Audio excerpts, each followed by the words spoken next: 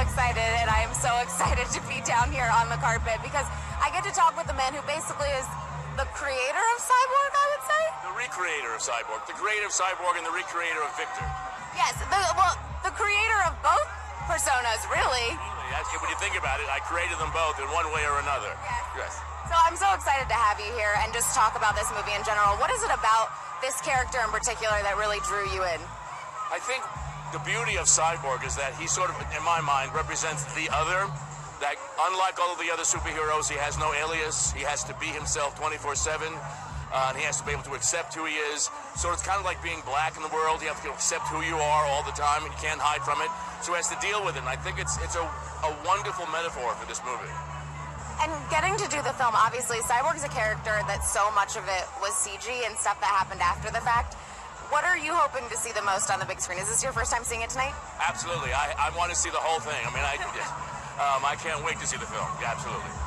Are there things for you growing up? Were you a big comic book fan?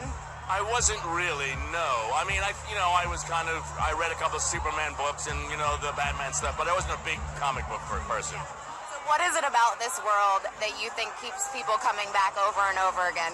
It's absolute escapism. I mean, it's the good guys about the bad guys, and the good guys always win. So it's a very moral society, especially in today's world. I think we need this kind of sugar. The world that we live in is very dark, very sort of suspicious all the time. So to have this kind of wonderful, jubilant film is just great. Well, and I think just hearing you talk about that, fans who may recognize you from some of your other work, you live in a world that is not very moral. So how much fun is it for you to kind of get to play in both of those? It's terrific. I mean, because it's fantasy. I mean, the very first day I was on this movie, somebody put me in a harness and flew me over a wall, and it was just a lot of fun. So it's unlike doing something like Scandal, which is very dark and very much the real world. This is fantasy, and it's like a big costume Halloween party. I always like asking too, because there's always someone in your life that is like the biggest comic book fan of all time. Who was the person who was the most excited when they heard you were going to play this role? Probably my son. I mean, I think he was very excited about the fact that I was going to be in this movie. I don't get a chance to do these kind of movies very often. I usually do something very heavy, so he was very excited.